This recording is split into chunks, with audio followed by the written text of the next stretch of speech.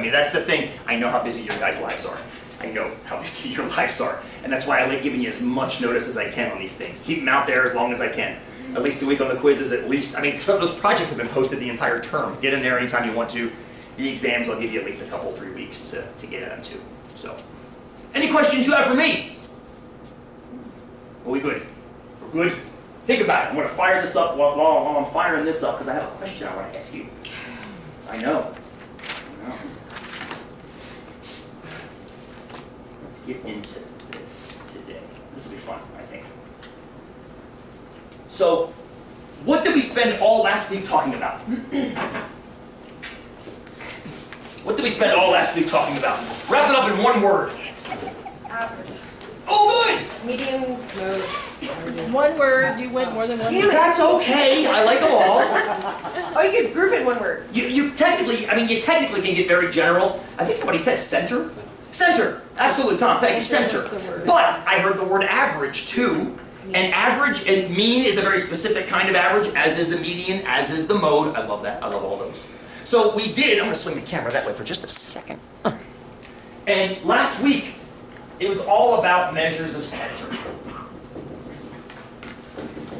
And we liked these measures. It gave us something to chit-chat about with respect to, if I got an entire data set in front of me, how can I distill it down to one numerical point to discuss the data set?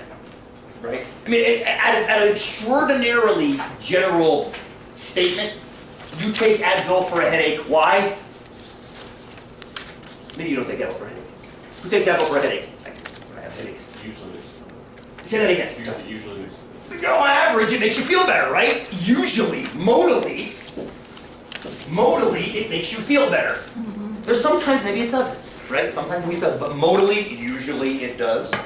If you rank the severity of your severity of your headache after taking Advil, a couple hours after taking Advil, you might say that the halfway point, the middle, is pretty good compared to what it was. Maybe you use the median, maybe. That's a bit of a stretch there, isn't it? Yeah, maybe. On average,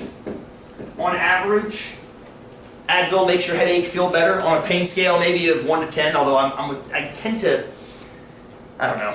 Did you hear about the Ebola guy in Texas? Yeah. Oh, he died. He died. I didn't hear that. Yeah, Okay, I didn't hear that. I heard that he registered his pain scale when he was asked. His pain scale was 8 out of 10. When they said, "How do you feel now?" He was at the hospital at one point. And I've always kind of shied away from that pain scale thing because how well can you interpret your own pain when you're in high pain, right? I mean, I probably go straight to 10 because I'm a wuss. But you know, I mean, how well can we do that? It's not like a measure like a pulse or a temperature. You stick something in your ear and measure your temperature. It's a little bit tricky.